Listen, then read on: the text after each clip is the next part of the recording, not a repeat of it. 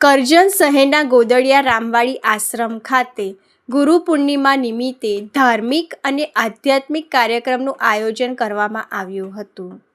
આ પ્રસંગે ગુરુ વંદના સાથે મહાપ્રસાદીનો લાભ લેવા મોટી સંખ્યામાં શ્રદ્ધાળુઓ ઉમટી પડ્યા હતા।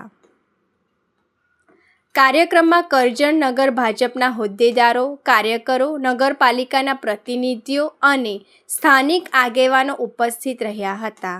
ગુરુ પૂજન બાદ સંત શિરોમણી શ્રી રવિદાસજીની 650મી જન્મ જયંતિ ઉજવણી કરવામાં આવી હતી। કરજણ નગર સંગઠનના પ્રમુખ વિમલભાઈ ભટ્ટે જણાવ્યું કે સંત રવિદાસજી દ્વારા અપાયેલા સમરસત્તા, સેવા અને માનવતાનો સંદેશ આજે પણ સમાજને સાચી દિશા આપે છે। કાર્યક્રમના અંતે ઉપસ્થિત સૌએ સંત રવિદાસજીને વંદન કરી મહાપ્રસાદનો લાભ લીધો હતો। આજે ગુરુ પૂર્ણિમાના મહોત્સવ નિમિત્તે કરજણ શ્રી પ્રેમદાસ બાબા ગોદડિયા રામવાડી આશ્રમ ખાતે કરજણ નગરના તમામ કાર્યકર્તાઓ અને નગરપાલિકાના હોદ્દેદારો સાથે, કોર્પોરેટરો સાથે ગુરુ પૂર્ણિમાના ઉત્સવની ઉજવણી ગુરુ પૂજન કરી અને ઉજવવામાં આવી।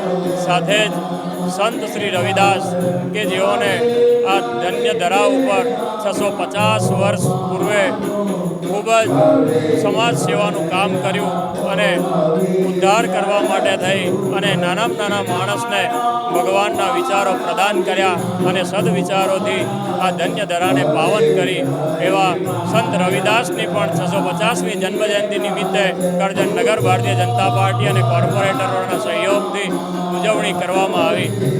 તેમજ ભારતીય જનતા પાર્ટી કેન્દ્રની સરકાર હોય કે ગુજરાતની સરકાર હોય, સંત રવિદાસજીના પાવન સિદ્ધાંતોને આધાર રાખી અને પોતાના નિર્ણયો લેવામાં અને સરકાર ચલાવવાની અંદર સેવાના કાર્યો ભારતીય જનતા પાર્ટી કરી રહી છે।